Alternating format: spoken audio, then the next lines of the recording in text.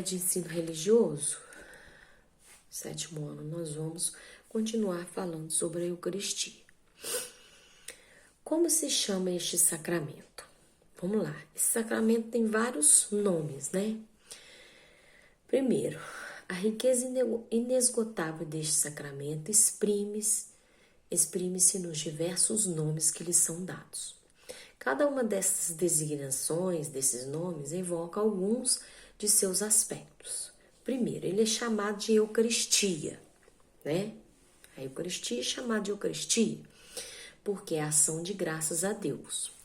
Aí tem várias passagens bíblicas, né? Tem Lucas 22:19, Coríntios 1:11-24, Mateus 26:26 e Marcos 14:22.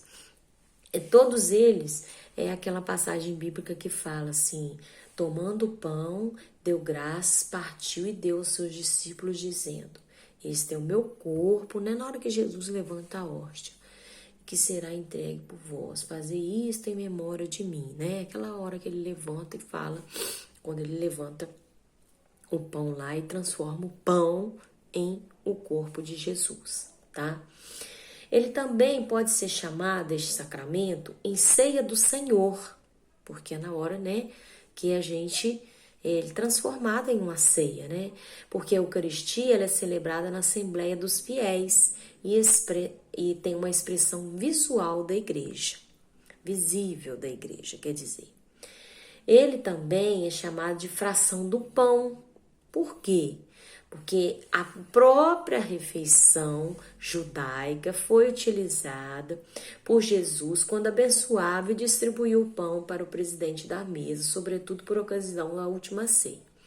Por estes gestos que os discípulos o reconhecerão após a ressurreição, e com esta expressão que os primeiros designarão suas assembleias eucarísticas. Por isso também pode ser chamado de fração do pão, porque ele partiu e deu aos seus discípulos.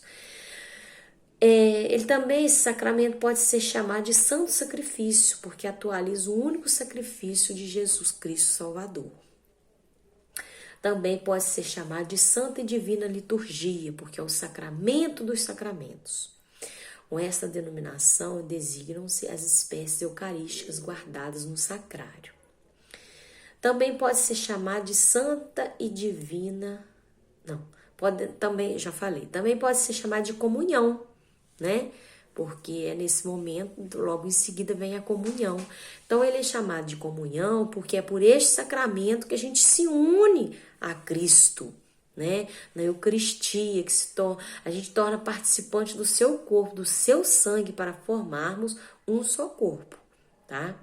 E também pode ser chamado de Santa Missa, porque é a liturgia na qual se realiza o mistério da salvação e termina com o envio dos fiéis.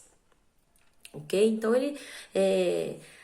o sacramento da Eucaristia, que é uma riqueza inesgotável, exprime diversos nomes. São esses aí, ó: Eucaristia, ceia do Senhor, fração do pão, santo sacrifício, santa e divina liturgia, comunhão e santa missa, tá?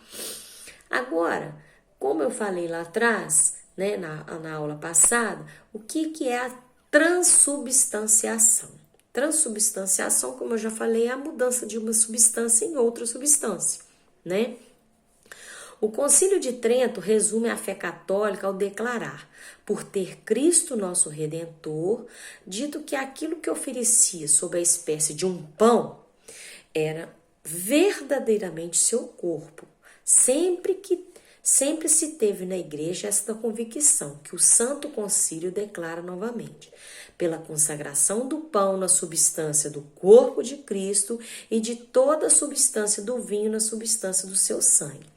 Esta mudança a Igreja Católica denominou, né, com acerto e exatidão, a transubstanciação. Quer dizer, substância do pão se transformou na substância do corpo de nosso Senhor Jesus Cristo e a substância do vinho, né, se transformou na substância do sangue de nosso Senhor Jesus Cristo. Agora, o sacramento da Eucaristia, ele tem mandamentos, né? Quais são? A igreja recomenda vivamente aos fiéis que reconheçam a Santa Comunhão quando participam da celebração da Eucaristia. Impõe-lhes a obrigação de comungar pelo menos uma vez por ano.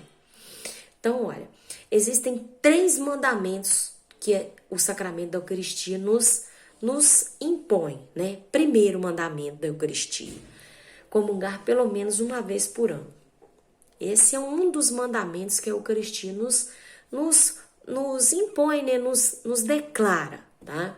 Segundo mandamento da Eucaristia: receber sempre que puder a Santa Comunhão. E o terceiro mandamento é assistir à Santa Missa aos domingos e festas. Então, esses são os mandamentos do sacramento da Eucaristia, tá? Vou escrevê-los no quadro e envio para vocês copiarem no caderno, né, de ensino religioso, ok? Então, essa é a continuação, né, o final da nossa parte sobre a Eucaristia, ok? Dessa matéria. Então, até a próxima aula, ok? Enviem para mim o exercício que eu passei na aula passada, para me fazer a correção. E até a próxima aula. Um abraço para vocês.